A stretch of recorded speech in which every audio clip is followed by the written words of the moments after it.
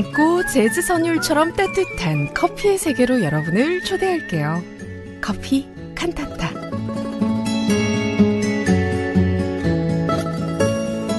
기분 좋은 커피향 선물해 드릴게요. 같이 한번 맡아보실래요? 필로스팅하우스 강경필 대표와 함께합니다. 어서 오세요. 네, 안녕하세요. 강경필입니다. 반갑습니다, 대표님. 네, 반갑습니다. 한 주 잘 지내셨어요? 아, 네. 근데 지난주엔 날씨가 좀 너무 막 스산하고 네. 비도 오고 막 그래가지고 저희 가게 바로 앞에 메타세쿼이아 가로수들이 너무 아름다운데 가을에 이제 너무 많이 떨어져가지고요. 또 침엽수여가지고 이렇게 쓰기가 또 힘들더라고요. 네. 그래서 일주일 내내 막 낙엽 쓰느라고 정신없었습니다. 아침에 쓸고 오후에 되면 또 그만큼 쌓여 있어가지고 맞아요. 또 쓸고 그렇게 한 주 보냈습니다.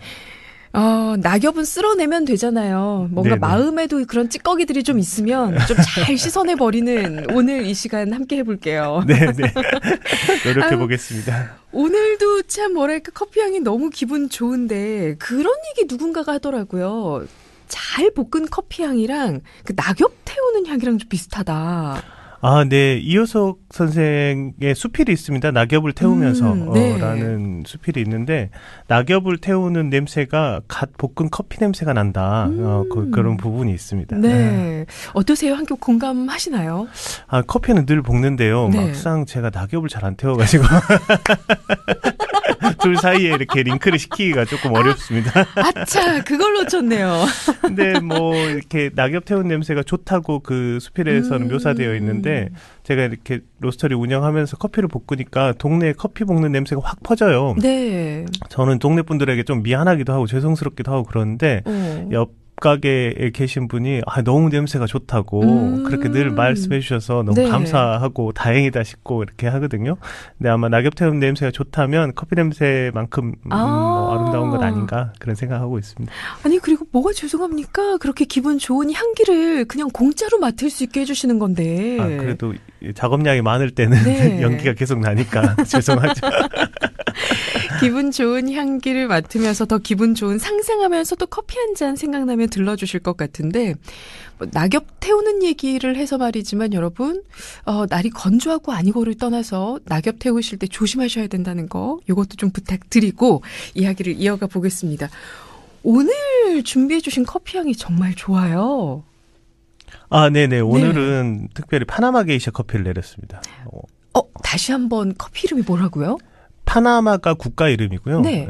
파나마 게이샤는 이제 품종 이름인데요. 게이샤면 일본 아닌가요? 제가 진짜 게이샤 커피 내리면서 네. 이렇게 많이 받는 질문이에요. 일본하고 상관이 있냐. 너무 우문입니까? 아니. 어떤 샵에 갔더니 네. 게이샤는 일본하고 상관없습니다. 그리고 길게 써놓은 곳도 있더라고요. 그래서 대부분 분들이 이제 게이샤라고 하는 일본 뭐라고 해야 될까요? 기생이라고 해야 되나요? 그 문화에 대해서는 이해가 있으시고 게이샤 커피는 조금 낯서니까 네. 그렇게 물어보시는 것 같습니다. 오. 그런데 이제 게이샤는 사실은 일본하고 상관없이 품종 이름인데 네. 에티오피아에 있는 게이샤 지역 이름으로부터 왔어요. 그게 게이샤 지역이 있군요. 정확히는 이제 게이샤하고 게차 정도 사이의 발음이라고 하는데요.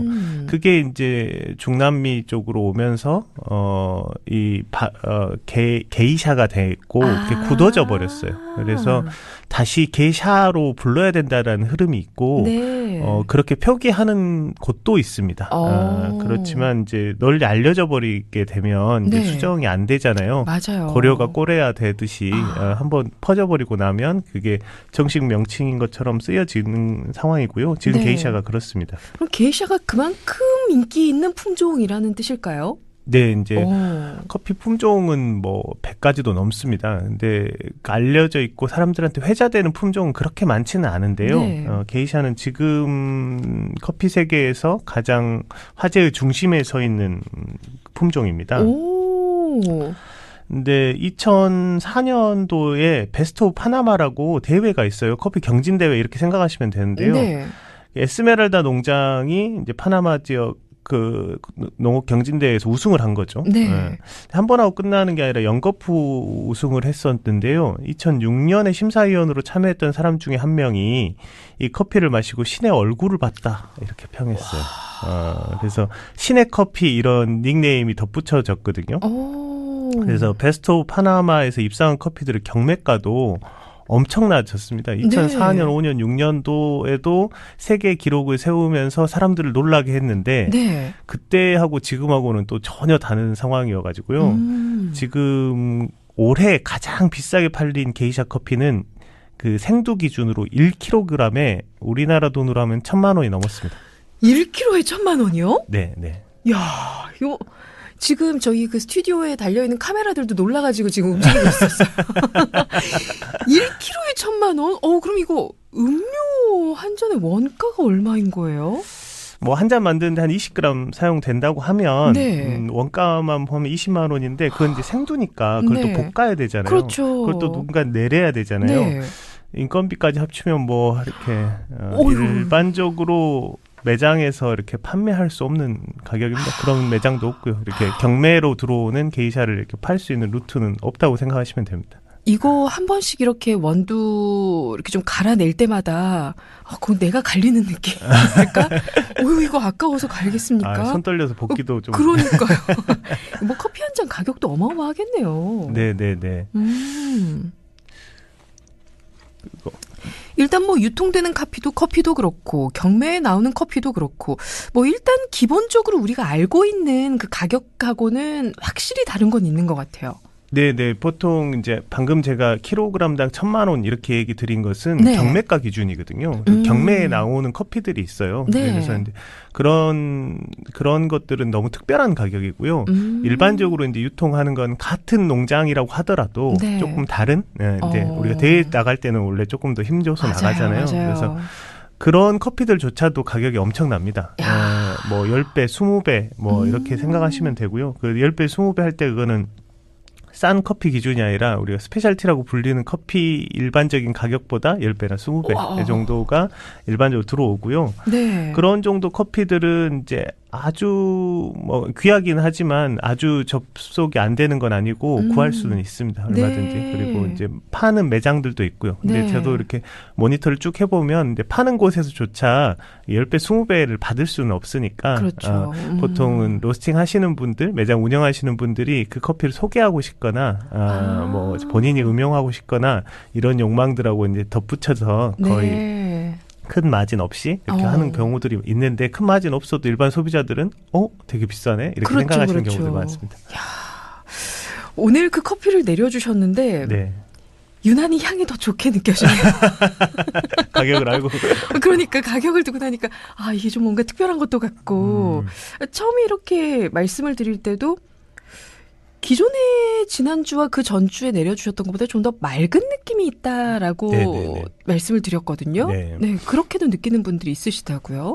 아무래도 게이샤 커피는 굉장히 향긋하고 가볍고 산뜻하고 뭐 이런 커피라고 생각하시면 됩니다. 과일 향도 굉장히 좋고 그래서 기존 스타일의 커피들 중에 좀 맛있다 이런 느낌이었다면 이런 현상을 만들어내지 못했을 텐데 네. 어떻게 커피에서 이렇게 꽃향기가 나지? 뭐 이런 뭐 이렇게 왜 이렇게 차 느낌이 나지? 맞아요.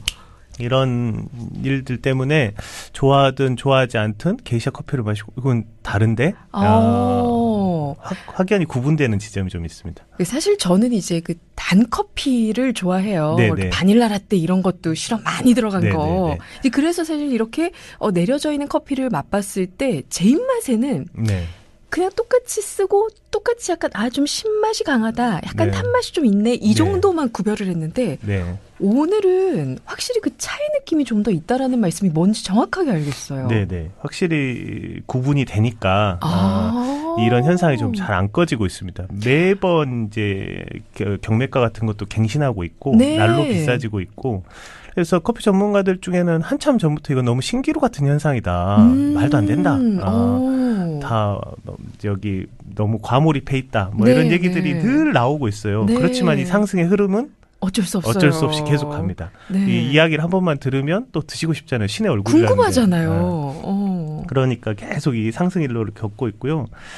또 약간 아시아권에서 이제 많이 팔리고 있어요. 아시아 시장이 커피 시장으로서는 계속 발전하는 시장이었거든요. 네. 유럽이나 미국 시장이 크지만 이제 성장하는 속도는 아시아 시장이 굉장히 컸었는데 게이샤 커피 역시도 아시아 손님들이 굉장히 많이 찾는 아시아 한국이나 일본이나 이쪽 업체들이 경매를 많이 받기도 하고요.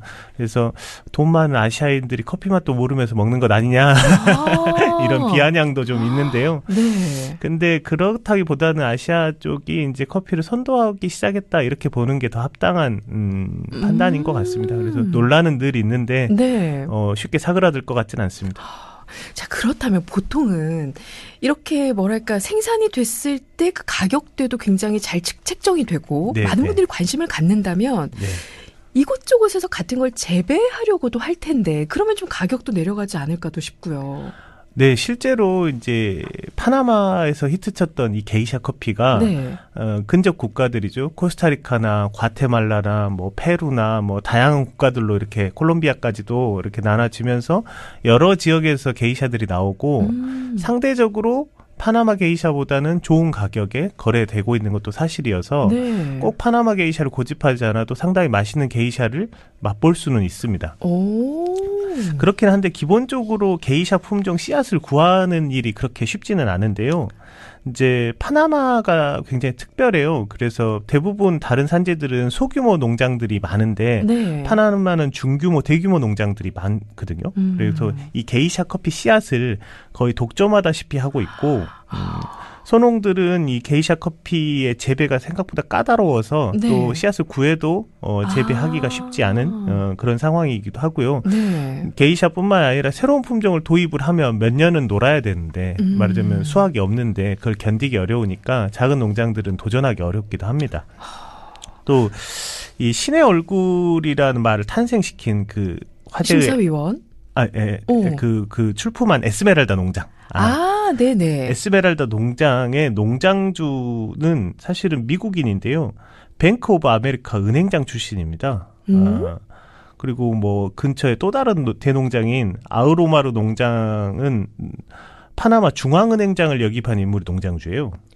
야. 그래서 이 파나마의 대규모 농장들은 재력도 상당하고 네. 또 그 재력을 바탕으로 해서 영농 지식도 상당하고 그런 분들을 채용하기도 하고 본인들끼리 교류도 하고 그렇기 네. 때문에 그 대농장들의 네트워크가 있고 그들 네. 게이샤를 키우는 그들만의 리그가 형성되어 있는 측면이 있습니다.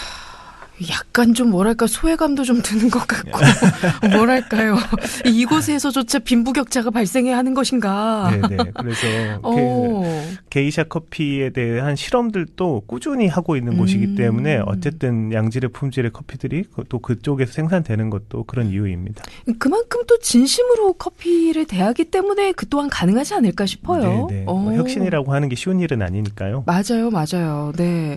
참 여러모로 그 커피 시장을 확산시키는 역할을 하는 다양한 분들이 계시는 것 같아요. 네, 커피를 트레이딩하는 사람들도 그렇고, 그러니까 커피를 또 이렇게 소비하는 사람들, 네. 또 커피 농사짓는 사람들 모두 다 이제 커피 시장이 커지면 커질수록 새롭고 맛있고 더 놀라운 커피를 원하게 되고 있고, 그쪽에 이제 전문 인력들이 굉장히 많이 투입되고 있습니다.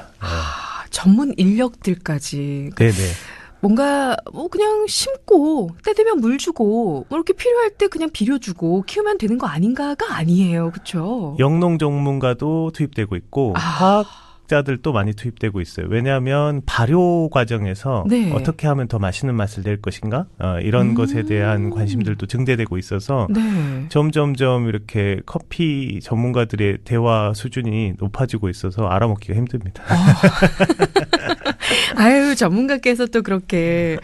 근데 그 오늘 아침 뉴스를 보니까 커피 원두 가격도 이제 오른다. 이게 워낙에나 이상기후로 인해서 구하기가 네. 어렵다 보니 코코아, 뭐 커피 원두 이렇게 구하기가 어렵다라는 얘기가 들려와요. 네, 그런 불안이들 있긴 한데요. 네. 뭐 일단은 뭐 저희 같은 작은 곳들은 이미 들어와 있는 것들을 저희들이 또 구매하고 있기 때문에 네. 당장 반영된 것은 아니어서 다행이네요. 또 내년이 걱정되긴 합니다.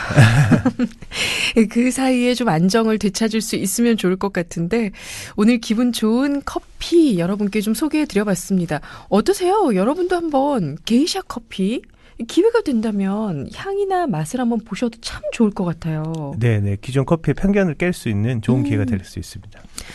저도 커피 한 잔 주세요. 라고 4270번님. 월요일에 방송국으로 오시면 꼭 한 잔씩 내려드리겠습니다.